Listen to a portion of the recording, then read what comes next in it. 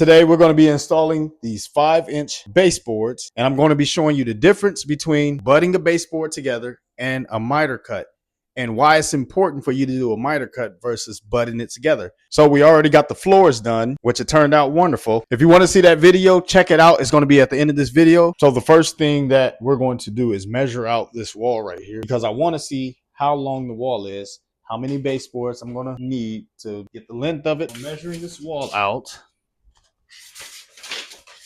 So I'm just a little over 16 feet, 16 and a half. So that tells me that I'm going to have 3 seams because these boards are at 8-foot lengths. I'm going to be using this miter saw to make all of my cuts today. So right now I have the baseboard against the fence. I have it laying down at a 45-degree angle, and I'm going to make my first cut.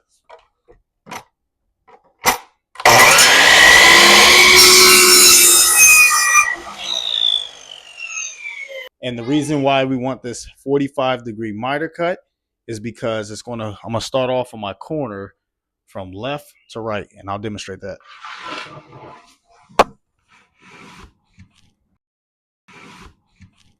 To nail the baseboards to the wall, I'm going to be using this Ryobi nail gun, and I'm using 2-inch nails to shoot into there. These are 18 gauge. If you don't have a nail gun like this, you can always use finished nails, and a hammer will work just fine. Either way, we're going to be using some DAP to cover the nail holes before we paint them. Because there's a small bow in this wall right here, I had to slide the baseboard tight up against the other joint, and I started a little bit away from the corner just to get my shot in, and I'll come back and caulk. Okay, so now I have this board right here, and I want to match it up. Okay, the way that some people will install their baseboards, they will butt it up together like this, which this is fine, but there's a problem with this, that you have this seam right here, and when you caulk it, you could put wood filler and try to cover it up and paint it, but over time, it will separate and crack. And so what we do, we'll put a 45-degree angle on each side so that when you put it together, it'll be flush. And I'm gonna demonstrate that.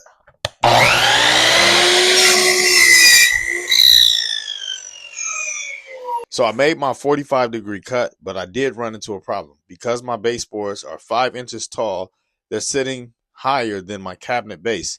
So I'm going to mark right underneath where it starts, slide my baseboard, and then I'll mark the beginning at the top, and I'm going to score this and make a cut.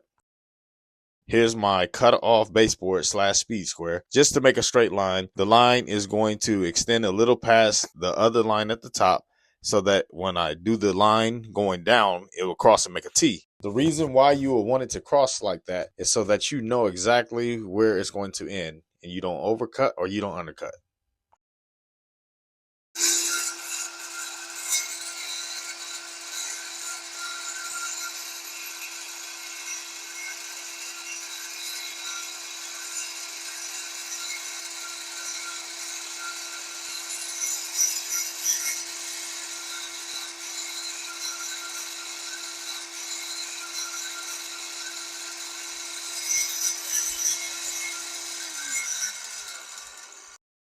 So now that I have that cut, I am able to install the baseboards and nail them in.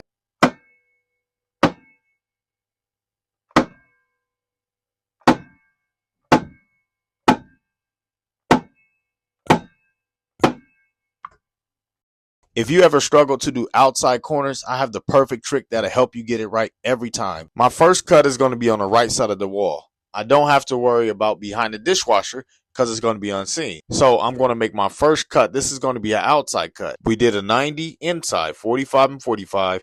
Now we're going to do a 90 outside. Now I could have swung the baseboard on the right side instead of the left, but instead I flipped the baseboard backwards so that when I make this 45-degree cut and I turn it back around on its face, that it'll have the outside cut at a 45-degree.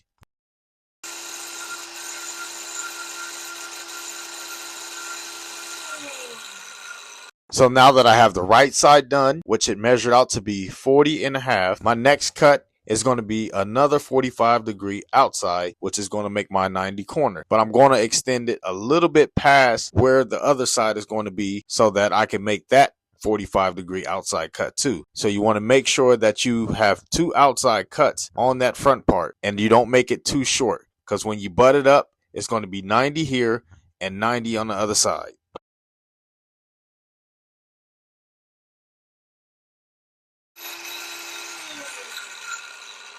So this is probably a 6-inch piece of board. And now I'm going to score the back with a pencil to mark my other side to know exactly where I need to cut. Here's a quick tip. If you don't want to fight your outside corners, nail them in first before you will install it to the wall. This will also help you keep your outside corners at a perfect 90.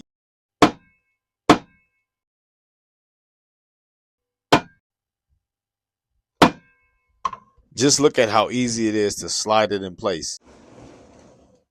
Now, only thing I need to do is get my cut for the other side, and I'm ready to caulk the kitchen and begin the living room.